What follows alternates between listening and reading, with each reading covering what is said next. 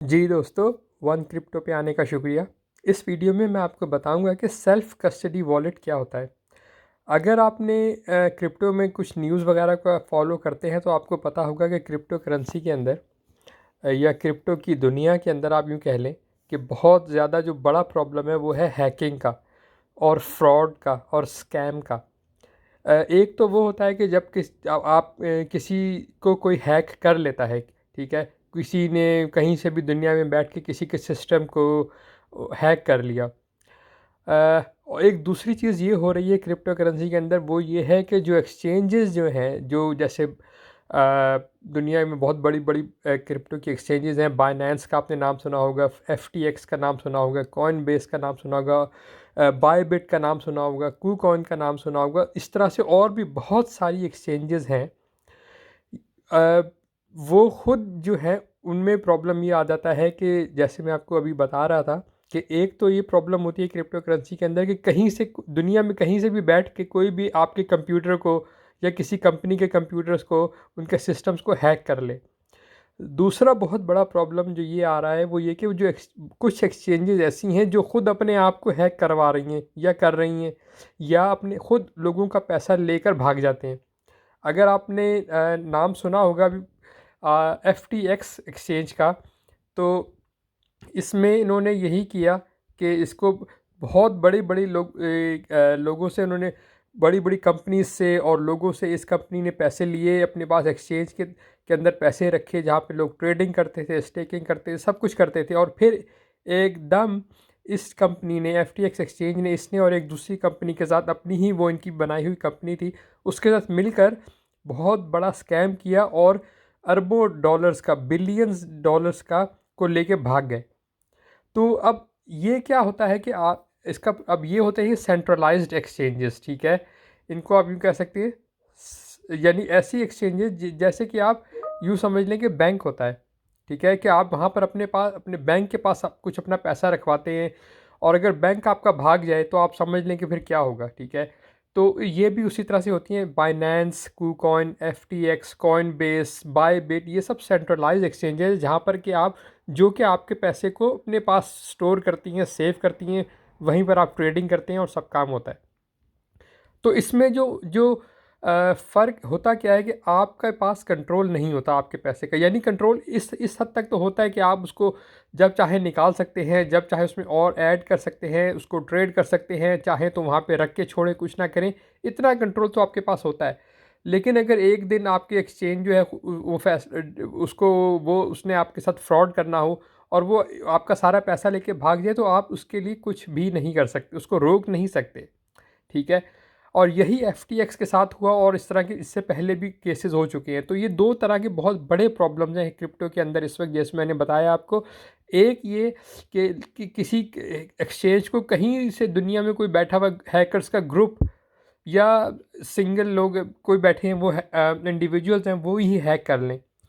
दूसरा प्रॉब्लम जो मैंने आपको बताया वो ये कि एक्सचेंज खुद अपने आप को, खुद आप लोगों, अपने कस्टमर्स के साथ फ्रॉड करे।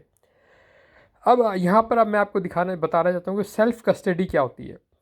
सेल्फ कस्टडी बेसिकली ये भी डिजिटल वॉलेट्स होते हैं, जैसे आपने ट्रस्ट वॉलेट का नाम सुना होगा, मेटामास्क का नाम सुना होगा, इस तरह से और भी बहुत सारे डिजिटल वॉलेट्स हैं।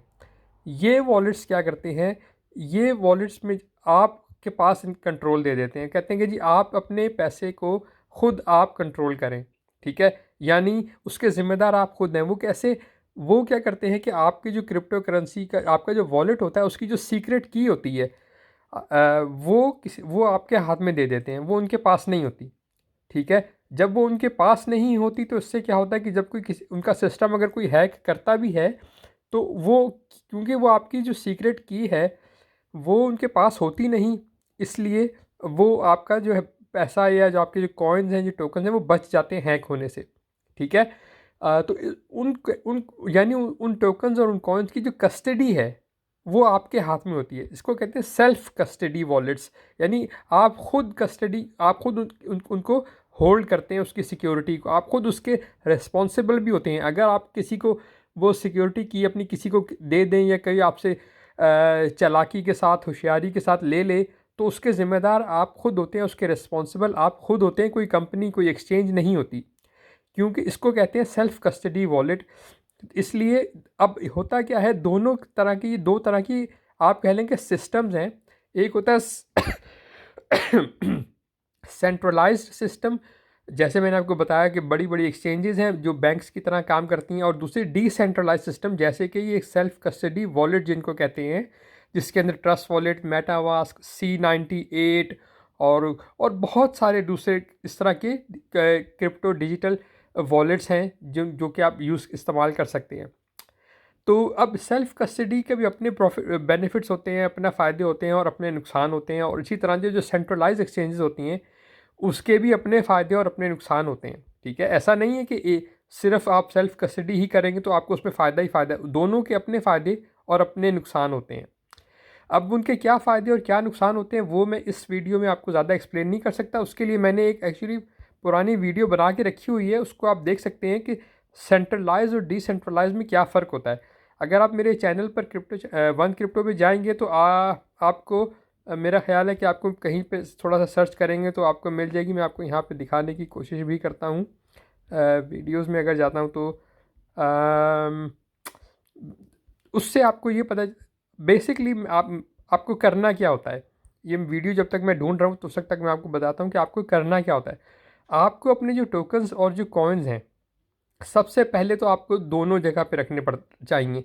कोई ऐसा नहीं कि सारे के सारे टोकन, सारे के सारे कॉइन्स आप एक ही एक्सचेंज या एक ही वॉलेट में रख दें। ओके, आपको कुछ जो है सेल्फ कस्टडी वॉलेट जैसे ट्रस्ट वॉलेट जैसे मेटामास्क उनमें रखने चाहिए, और कुछ अपने टोकन्स और कुछ कॉइन जो हैं वो आपको सेंट्रलाइज एक्सचेंजेस जैसे कि बाइनेंस वगैरह है उन पर रखने चाहिए। दोनों के अपने अपने फ़ायदे हैं, दोनों के अपने अपने नुकसान हैं, रिस्क हैं उसके अंदर। लेकिन अगर आप आपकी जो सेंट्रलाइज एक्सचेंज है उसको आप किसी अच्छी एक्सचेंज को लेंगे जैसे बाइनेंस, तो उसमें आपका रिस्क कम है, क्योंकि वो बहुत ज़्यादा सेफ्टी को, सिक्योरिटी को, जो टोकन्स हैं जो कॉइन्स हैं उनकी सिक्योरिटी को वो बहुत ज़्यादा वैल्यू देते हैं, और वो बहुत ज़्यादा उसको बचा के रखते हैं। आप कोशिश करते हैं अपनी तरफ से पूरी कि उसको बचा के रखें। तो इसलिए आप ये देखें, ये मेरे सामने वीडियो आ गई DEX, और ये वाली वीडियो DEX और CX फ़र्क क्या है।